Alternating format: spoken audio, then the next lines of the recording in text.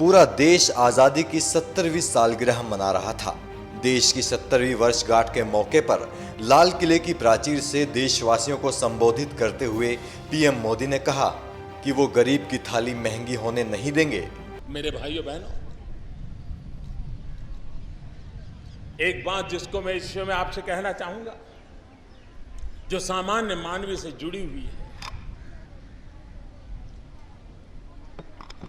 वो है महंगाई। ये बात सही है कि पहले की सरकार में इन्फ्लेशन रेट 10% को भी पार कर गया था। हमारे लगातार कदमों के कारण इन्फ्लेशन रेट हमने 6% से ऊपर जाने नहीं दिया है। इतना ही नहीं, अभी तो हमने रिजर्व बैंक के साथ समझौता किया है कि 4% 2± के साथ इन्फ्लेशन को कंट्रोल करने की दिशा में रिजर्व बैंक कदम उठाए। इन्फ्लेशन और ग्रोथ के बैलेंस की जो चर्चाएं होती थी, उसे ऊपर उठ करके भारत को आगे बढ़ाने की दिशा में काम करें। लेकिन इसके बावजूद भी 2 साल देश में अकाल रहा। सब्जियों के दाम पर अकाल का प्रभाव तुरंत होता है, मार्केट की कमी का प्रभाव होता है। उसके कारण कुछ दिक्कतें जरूर आई। 2 साल के अकाल के कारण दाल के उत्पादन की गिरावट भी चिंता का विषय बना। लेकिन भाइयों बहनों, इसके बावजूद भी अगर जिस प्रकार से पहले महंगाई बढ़ती थी, अगर उसी रफ्तार से बढ़ी होती तो पता नहीं मेरे देश के गरीब का क्या होता।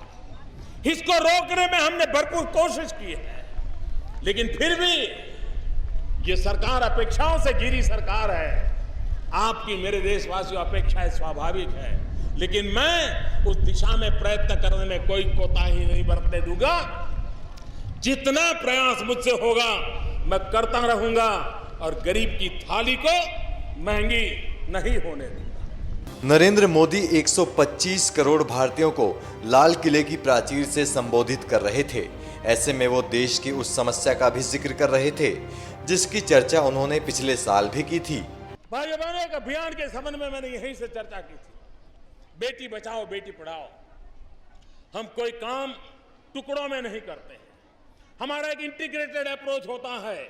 और बेटी बचाओ बेटी पढ़ाओ में हमने जो इनिशिएटिव लिए हैं, उसमें अभी भी मुझे समाज के सहयोग की आवश्यकता है। एक एक माँ बाप को सजग होने की आवश्यकता है।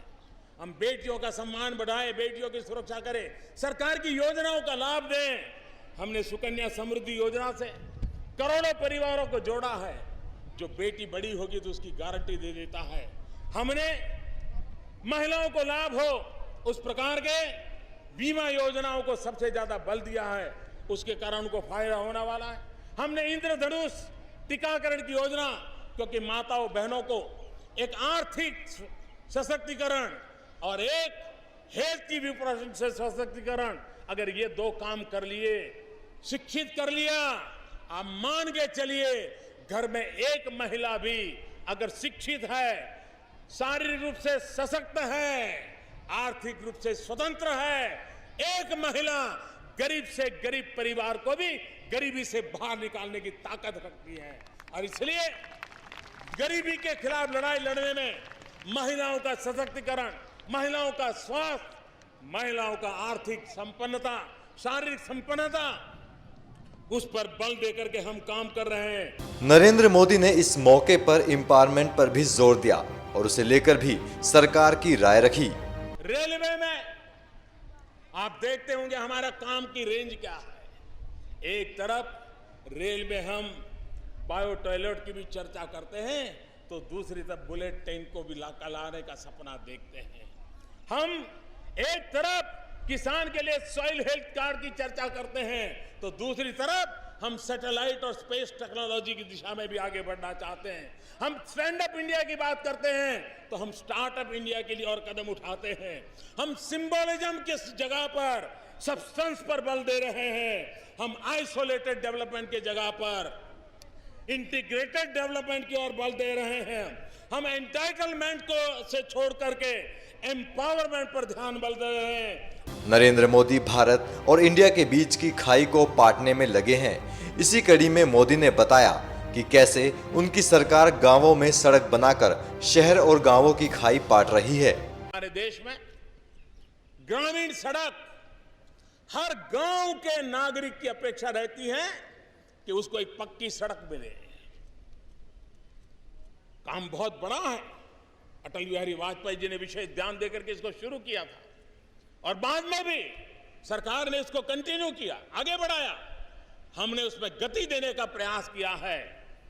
पहले एक दिन में 70-75 किलोमीटर का ग्रामीण सड़क का काम हुआ करता था। आज उस रफ्तार को तेज करके हम प्रतिदिन 100 किलोमीटर की ओर ले गए हैं। ये गति आने वाले दिनों में सामान्य मानवीय की अपेक्षाओं को पूर्ण करेगी। नरेंद्र मोदी सरकार देश के हर व्यक्ति तक सरकार की योजनाओं का लाभ पहुंचाना चाहती है।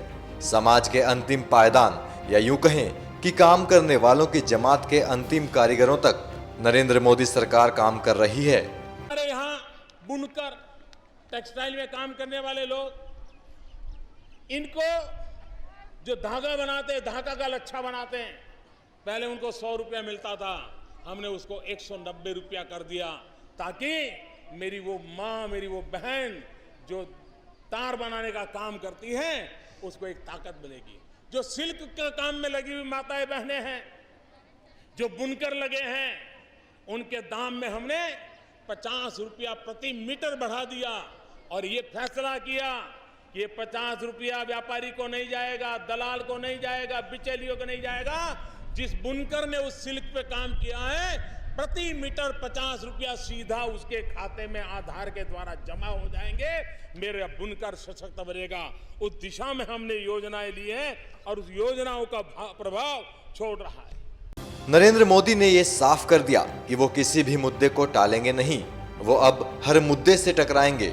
नरेंद्र मोदी ने ये साफ कर दिया कि उनकी सरकार की नीति और नीयत स्पष्ट है, तभी उनके काम करने का जज्बा सबसे अलग है। जब नीति साफ हो, नियत स्पष्ट रूप से हो, साफ नीति, स्पष्ट नीति, साफ नियत, स्पष्ट नियत होती है, तब निर्णय करने का जज्बा भी कुछ और होता है और इसलिए निर्णय बेझिझक हो सकते हैं।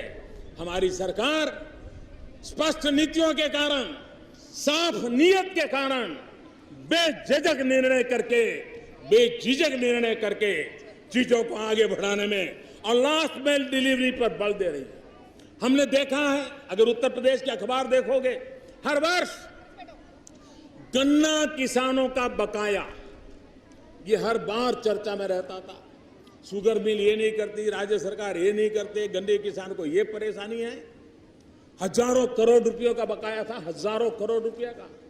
हमने इसके पीछे योजनाएं बनाई, पीछे लग गए। लास्ट माइल डिलीवरी, किसान के घर तक पैसा पहुंचना चाहिए।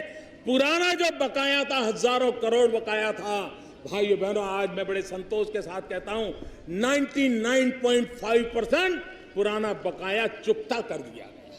ये बहुत सालों के बाद पहली बार हुआ।